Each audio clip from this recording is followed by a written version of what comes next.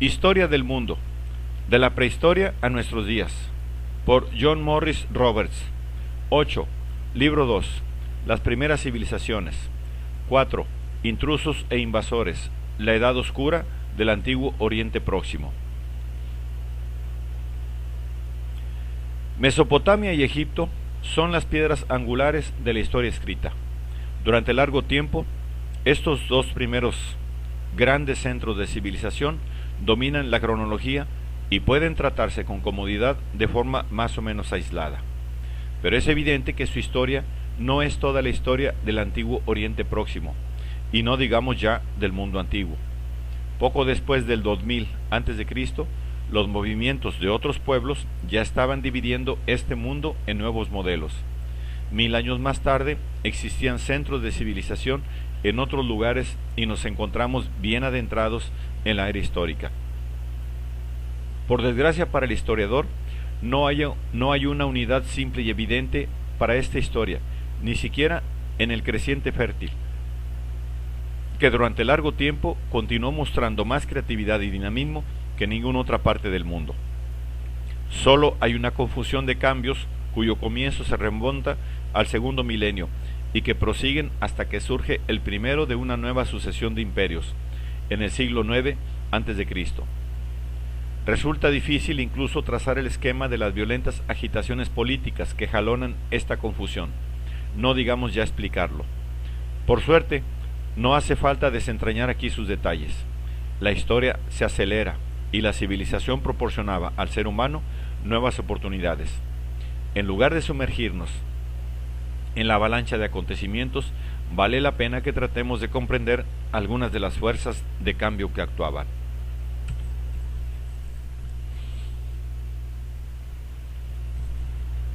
Un mundo que se complica. La más patente de estas fuerzas sigue siendo la de las grandes migraciones humanas. Su modelo básico no cambia mucho durante 1000 años aproximadamente después del 2000 a.C., ni tampoco los protagonistas étnicos. La dinámica fundamental es la que proporcionaba la presión de los pueblos indoeuropeos sobre el creciente fértil, tanto desde el este como desde el oeste. La variedad y el número de estos aumentan. No hace falta recordar aquí sus nombres, pero algunos de ellos nos llevan a los orígenes remotos de Grecia. Mientras tanto, los pueblos semitas se disputan con los indoeuropeos el valle de Mesopotamia. Luchan con Egipto y con los misteriosos pueblos del mar por el Sinaí, Palestina y el Mediterráneo oriental. Otra rama indoeuropea se establece en Irán, donde surgirá finalmente el mayor de todos los imperios de la antigüedad, el de Persia, que duró 6 siglos. Otra rama empuja hacia la India. Estos movimientos explican gran parte de lo que subyace tras una pauta cambiante de imperios y reinos que se extienden a lo largo de los siglos. Aplicando criterios modernos, algunos de ellos duraron bastante. Desde alrededor del 1600 a.C., los casitas, procedentes de Caucasia, gobernaron Babilonia durante 4 siglos y medio, periodo comparable con el de toda la historia del Imperio Británico. Pero, si los comparamos con los criterios con que evaluamos Egipto, estos gobiernos son criaturas efímeras, que nacen un día para desaparecer al siguiente. Lo sorprendente sería sin duda que los imperios y reinos de la antigüedad no hubieran sido finalmente frágiles, ya que actuaban también muchas otras fuerzas nuevas que multiplicaban los revolucionarios efectos de los desplazamientos de poblaciones. Una de ellas, que ha dejado profundos rastros, fue el perfeccionamiento de la técnica militar. La fortificación y presumiblemente el arte del asedio ya habían alcanzado un nivel bastante elevado en Mesopotamia hacia el 2000 a.C. Entre los pueblos indoeuropeos que roían los bordes de la civilización que estas técnicas protegían, algunos tenían orígenes nómadas recientes. Quizá, por ese motivo, pudieron revolucionar la guerra en campaña, aunque siguieron desconociendo durante mucho tiempo el arte del asedio. La introducción del carro de guerra de 2 ruedas y de la caballería transformó las operaciones en campo abierto. Los soldados de Sumer son representados en torpes carretas de 4 ruedas tiradas por asnos, que probablemente no fueran más que un medio para transportar a los generales o para llevar a un jefe hasta la refriega, donde poder utilizar la lanza y el hacha. El auténtico carro es un vehículo de combate de 2 ruedas tirado por caballos, en el que iban normalmente 2 hombres, el conductor y otro que lo utilizaba como plataforma de armas arrojadizas, especialmente del arco compuesto fabricado con tiras de cuero. Los casitas fueron probablemente el primer pueblo que utilizó de esta forma el caballo, y sus gobernantes parecen tener un origen indoeuropeo. El acceso a los pastos altos del norte y el este del creciente fértil les abrió las puertas a las reservas de caballos de las tierras de los nómadas.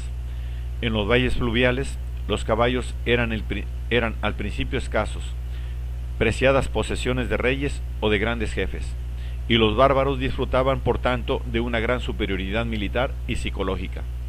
Al final, sin embargo, el carro se utilizaba en los ejércitos de todos los grandes reinos de Oriente Próximo. Era un arma demasiado valiosa para ser ignorada. Cuando los egipcios expulsaron a los hicsos, lo hicieron, entre otras cosas, empleando esta arma contra quienes les habían conquistado gracias a ella. La guerra cambió también con la aparición de los jinetes. Un soldado de caballería propiamente dicho no solo se mueve a caballo, sino que combate a caballo.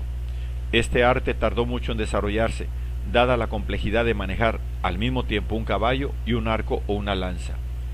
La equitación procedía de las tierras altas iraníes, donde puede que se practicara ya en el 2000 a.C. y se difundió a través del Oriente Próximo y del Egeo mucho antes del final del siguiente milenio. Más tarde, después del 1000 a.C., apareció el jinete con armadura, que cargaba contra el enemigo, imponiéndose a los soldados de infantería por efecto del peso y del impulso de su caballo. Su aparición significó el principio de una larga era en la que la caballería pesada fue un arma clave, aunque no pudo explotarse en todo su valor hasta siglos después, cuando la invención del estribo dio al jinete el control real de su caballo. En el segundo milenio antes de Cristo, los carros tenían algunas partes de hierro y pronto tuvieron llantas de este metal. Las ventajas militares del hierro son manifiestas, y no sorprende que su uso se difundiera con rapidez por Oriente Próximo y más lejos, pese a los intentos de limitarlo por parte de quienes lo poseían. Al principio fueron los hititas. Tras su declive, el forjado del hierro se extendió con rapidez, no solo porque era un metal mejor para la fabricación de armas, sino porque el mineral de hierro, aunque escaso, era más abundante que el cobre o el estaño. El hierro supuso un gran estímulo para el cambio económico, además del militar. En la agricultura, los pueblos que lo utilizaban podían cultivar suelos impenetrables a la madera o al sílex. Pero no se produjo una transformación general y rápida al nuevo metal. El hierro era un complemento del bronce, del mismo modo que el bronce y el cobre lo habían sido de la piedra y del sílex en el juego de herramientas del hombre, y ello ocurrió en algunos lugares con más rapidez que en otros. Ya en el siglo XI a.C. se utilizaba el hierro para fabricar armas en Chipre. Algunos han argumentado que ahí también se producía acero, y desde esa isla su empleo se difundió al Egeo poco después del 1000 a.C. Esta fecha puede servir como división aproximada entre la edad del bronce y la del hierro, pero no es más que un sostén útil para la memoria. Durante el periodo, la industria del hierro experimentó un rápido progreso en Irán, el Cáucaso, Siria y Palestina, desde donde se extendió a Mesopotamia. En la península ibérica, la metalurgia del hierro fue introducida por poblaciones indoeuropeas. Aunque las herramientas de hierro fueron más numerosas a partir de entonces, hubo partes de lo que podríamos llamar el mundo civilizado, que siguieron viviendo mucho tiempo en una cultura de la edad del bronce. Junto con el neolítico de otros lugares, la edad del bronce pervivió hasta bien entrado el primer milenio antes de Cristo, y se desvaneció con gran lentitud. Después de todo, durante un largo periodo de tiempo, hubo muy poco hierro disponible. La demanda de metal contribuye a explicar otro cambio, el nuevo y cada vez más complejo comercio, tanto dentro de la región como a distancia, en una de esas complejas interacciones que parecen conferir cierta unidad al mundo antiguo, justo antes de su ruptura al final del segundo milenio antes de Cristo. El estaño, por ejemplo, tenía que transportarse desde Mesopotamia y Afganistán, así como desde Anatolia hasta lo que ahora llamaríamos centros de fabricación. El cobre de Chipre era otro producto que conoció un amplio comercio, y la búsqueda de más minerales dio a Europa, pese a estar en los márgenes de la historia antigua, una nueva importancia. Para obtener cobre se perforaron pozos de extracción en lo que hoy es Serbia, a unos 20 metros de profundidad bajo tierra, incluso antes del 4000 a.C. Quizá no resulte sorprendente que algunos pueblos europeos llegaran a mostrar después un alto nivel de aptitud a la hora de trabajar los metales, sobre todo en el batido de grandes láminas de bronce y en la forja de hierro, un material mucho más difícil de trabajar que el bronce hasta que se pudieron conseguir temperaturas lo bastante altas para fundirlo. El comercio a gran distancia depende del transporte. Al principio, los productos se llevaban a lomos de asnos y burros. La domesticación de caballos a mediados del segundo milenio antes de Cristo hizo posible las caravanas comerciales de Asia y de la península arábica, que posteriormente parecerían de inmemorial antigüedad y que abrieron un entorno hasta entonces casi impenetrable, el del desierto. Salvo entre los pueblos nómadas, probablemente la rueda no tuvo más que una importancia local para el transporte, dada la exigua calidad de los primeros caminos. Las primeras carretas eran arrastradas por bueyes o asnos. Quizá estuvieran en uso en Mesopotamia alrededor del 3000 a.C., en Siria, en torno al 2250 a.C., en Anatolia 200 o 300 años después, y en la Grecia continental hacia el 1500 a.C. Probablemente, para acarrear grandes cantidades de productos, el transporte marítimo y fluvial era ya más barato y sencillo que el terrestre, lo que sería una constante de la vida económica hasta la invención de la locomotora de vapor. Mucho antes de que las caravanas empezaran a llevar hasta Mesopotamia e Egipto las gomas y resinas de las costas árabes del sur, las transportaban los barcos por el Mar Rojo, y las mercancías iban y venían en navíos mercantes por el Mar Egeo. Es lógico, pues, que algunos de los progresos más importantes en el transporte se produjeran en la tecnología marítima. Sabemos que los pueblos neolíticos podían hacer largos viajes por mar en canoas, y existen incluso algunos testimonios sobre la navegación en el séptimo milenio antes de Cristo. Los egipcios de la tercera dinastía añadieron una vela a los barcos de navegación marítima. El mástil central y la vela cuadrada fueron el principio de una navegación marítima que no dependía solo de la energía humana. Las mejoras del aparejo fueron llegando lentamente en los milenios siguientes. Se ha pensado que durante este tiempo se hizo alguna aproximación al aparejo de velas diversificadas, necesario para que los barcos navegaran en ángulo cerrado respecto al viento. No obstante, la mayor parte de los barcos de la antigüedad tenían tan solo velas cuadradas. Debido a ello, la dirección de los vientos dominantes fue decisiva para fijar las pautas de la comunicación marítima. La única fuente de energía disponible, además del viento, era la humana. La invención del remo es antigua y proporcionó la fuerza motriz necesaria para realizar largas travesías por mar, además de para un manejo preciso. Es probable, sin embargo, que los remos se emplearan con más frecuencia en las guerras marítimas, y la vela en lo que, en fecha tan temprana, cabe llamar navegación mercantil. En el siglo XIII a.C. navegaban por el Mediterráneo oriental barcos capaces de transportar más de 200 lingotes de cobre, y unos cuantos siglos más tarde, algunos de estos barcos iban equipados con cubiertas estancas para facilitar el almacenamiento. Incluso en épocas recientes se intercambiaban o hacían trueques de productos, y sin duda esto fue lo que significó el comercio durante la mayor parte de la antigüedad. Pero la invención del dinero supuso un gran paso adelante. Al parecer, esto ocurrió en Mesopotamia, donde ya se daban valores de cómputo en medidas de grano o de plata antes del 2000 a.C. Los lingotes de cobre parecen haber sido tratados como unidades monetarias en todo el Mediterráneo a finales de la Edad del Bronce. El primer medio de intercambio sellado oficialmente que ha llegado a nosotros hasta que ha llegado a nuestros días procede de Capadocia. Tiene forma de lingote de plata y pertenece a finales del tercer milenio antes de Cristo. Una auténtica moneda de metal. Aunque el dinero fue un invento importante y que habría de difundirse, hemos de esperar hasta el siglo VII a.C. para ver las primeras monedas.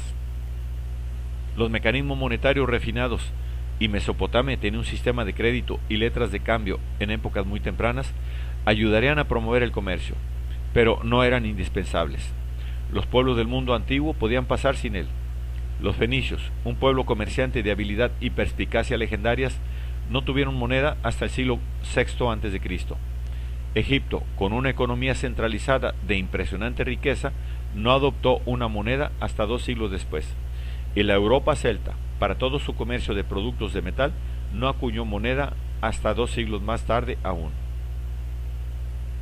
Mientras tanto, las personas intercambiaban productos sin dinero, aunque es difícil estar muy seguros de lo que esto significa. Aunque hubo un importante aumento del volumen de productos que se transportaban por el mundo hacia el 1000 a.C., no todo este tráfico podía calificarse de comercio, según los parámetros actuales. Sabemos poco sobre la organización económica de aquellos tiempos. Toda función especializada, la fabricación de cerámica, por ejemplo, supone un mecanismo que por una parte distribuya sus productos y por otra asegure la subsistencia del especialista mediante la redistribución al mismo y a sus compañeros de los alimentos que necesitan para sobrevivir y quizá de otros productos. Pero esto no exige un comercio, ni siquiera en forma de trueque. Se ha observado que muchos pueblos de la época histórica realizaban esta distribución a través de sus jefes. Estos hombres presidían un almacén común, eran, en cierto modo, propietarios de todo lo que poseía la comunidad, y de él extraían y repartían las partes necesarias para mantener el buen funcionamiento de la sociedad. Esto podría ser lo que subyacía tras su centralización de productos y provisiones en los templos sumerios. También explicaría la importancia del registro y sellado de los depósitos almacenados en ellos, y de allí la primera asociación de escritura y contabilidad. En cuanto al intercambio económico entre comunidades, generalizar con seguridad sobre sus primeras fases es aún más arriesgado. En la era histórica podemos ver muchas actividades en desarrollo que suponen la transferencia de bienes, no todas ellas encaminadas al beneficio monetario. El pago de tributos, los regalos simbólicos o diplomáticos entre gobernantes y las ofrendas votivas eran algunas de sus formas. Hasta el siglo XIX, el imperio chino concebía su comercio exterior como un tributo del mundo exterior, y los faraones entendían de forma similar el comercio con el Egeo, a juzgar por las pinturas funerarias. En el mundo antiguo, estas transacciones podían incluir la transferencia de objetos normalizados como trípodes, vasijas de cierto peso o anillos de tamaño uniforme, que presentan, por tanto, en época tan temprana, algunas de las características de la moneda. A veces estos objetos eran útiles, otras eran meros símbolos. Lo único seguro es que el movimiento de bienes aumentó y que gran parte de este incremento adoptó finalmente la forma de intercambios lucrativos que ahora denominamos comercio. Las nuevas ciudades debieron de contribuir en cierta medida a ello. Sin duda, estas brotaron en todo el antiguo Oriente Próximo, en parte gracias al crecimiento de la población, y son testimonio del éxito de la explotación de las posibilidades agrícolas, pero también de un creciente parasitismo. La tradición literaria de la alienación del hombre de campo en la ciudad aparece ya en el Antiguo Testamento, pero la vida urbana también ofrecía una nueva intensidad de creatividad cultural, una nueva aceleración de la civilización. Una señal de dicha aceleración es la difusión de la escritura.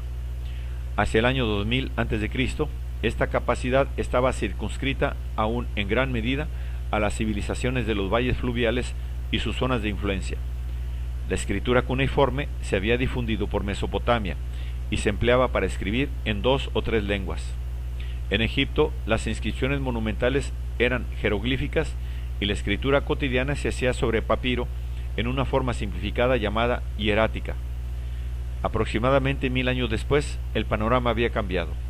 Podían hallarse pueblos con escritura en todo Oriente Próximo y también en Creta y Grecia. La escritura cuneiforme se había adaptado con gran éxito a más lenguas aún. Hasta el gobierno egipcio la adoptó para su diplomacia. También se inventaron otras escrituras. Una, en Creta, nos acerca a la frontera de la modernidad, ya que revela, hacia el 1500 a.C., a un pueblo cuya lengua era el griego. Hacia el 800 a.C., con la adopción de un alfabeto semítico, el fenicio, existía ya el medio por el que se transmitía la primera literatura occidental, y también, quizá, la primera manifestación de ella que ha llegado hasta nosotros, los poemas atribuidos a Homero. Las cuestiones localizadas no se prestan a una cronología precisa. Se trata de cambios que no se aprecian bien si la historia se circunscribe demasiado a unos países concretos. Pero los países y pueblos, aunque sometidos a fuerzas diversas, fueron volviéndose cada vez más distintos. La escritura fija la tradición. A su vez, la tradición expresa la conciencia de sí misma de una comunidad. Presumiblemente, las tribus y los pueblos siempre han percibido su identidad. Esa conciencia se ve muy reforzada cuando los estados adoptan formas más continuas e institucionalizadas. La disolución de los imperios en unidades más viables es una historia conocida desde Sumer hasta la época moderna, pero hay zonas que surgen una y otra vez como núcleos duraderos de tradición. Incluso en el segundo milenio a.C., los estados se vuelven más sólidos y muestran una mayor capacidad de resistencia. Estaban aún lejos de alcanzar ese amplio y continuo control de sus pueblos cuyas posibilidades solo se han revelado en su plenitud en la época moderna. Pero aún en los registros más antiguos parece haber una tendencia irrefrenable hacia una mayor regularidad en el gobierno y una mayor institucionalización del poder. Los reyes se rodean de burocracias y los recaudadores de impuestos buscan recursos para acometer empresas cada vez mayores. La ley se convierte en una idea aceptada generalmente. Allí donde penetra se produce una limitación, aun cuando al principio solo fuera implícita, del poder del individuo y un aumento del que ostenta el legislador. Por encima de todo, el Estado se expresa a través de su poderío militar. El problema de alimentar, equipar y administrar unos ejércitos profesionales permanentes se resuelve hacia el 1000 a.C.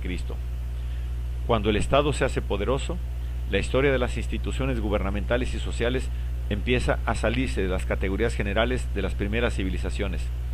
A pesar del nuevo cosmopolitismo, que permitió unas relaciones y una influencia recíproca más fructíferas y fáciles, las sociedades tomaron caminos muy diversos. En el ámbito del pensamiento, la expresión más llamativa de esa diversidad es la religión. Aunque algunos han creído ver en la era preclásica una tendencia hacia sistemas más simples y monoteístas, el hecho más evidente es la existencia de un enorme y variado panteón de deidades locales y especializadas, que en su mayoría coexistían pacíficamente, con solo algún indicio ocasional de que un dios estaba celoso de su distinción. También hay un nuevo ámbito para la diferenciación en otras expresiones de la cultura. Antes de que comenzara la civilización, el arte ya se había establecido como una actividad autónoma, no necesariamente vinculada a la religión o a la magia, pese a que a menudo siguieron estándolo. Ya se ha hablado de la primera literatura, y también empezamos a vislumbrar algo de otras manifestaciones culturales. Existe la posibilidad del juego. Aparecen tableros de juego en Mesopotamia, Egipto y Creta. Quizá la gente ya hiciera apuestas. Reyes y nobles cazaban con pasión, y en sus palacios les entretenían músicos y bailarines. En cuanto a los deportes, el boxeo parece remontarse a la Creta de la Edad del Bronce, una isla donde se practicaba también un deporte único y probablemente ritual, el salto del toro. En estos aspectos es más evidente que en otros que no debemos prestar mucha atención a la cronología, y mucho menos a fechas particulares, aun cuando podamos estar seguros de ellas. La noción de una civilización individual es cada vez menos útil en la zona de la que nos venimos ocupando. Hay demasiada interrelación para que esa idea tenga el peso que pueda poseer en Egipto y Sumer. En algún momento entre el 1500 y el 800 a.C. se produjeron grandes cambios que no hemos de permitir que se escapen a través de la red tejida para capturar la historia de las dos primeras grandes civilizaciones. En el Oriente Próximo y el Mediterráneo Oriental de los siglos en torno al año 1000 a.C., confusos y turbulentos, estaban formándose un nuevo mundo diferente del de Sumer y del imperio antiguo egipcio.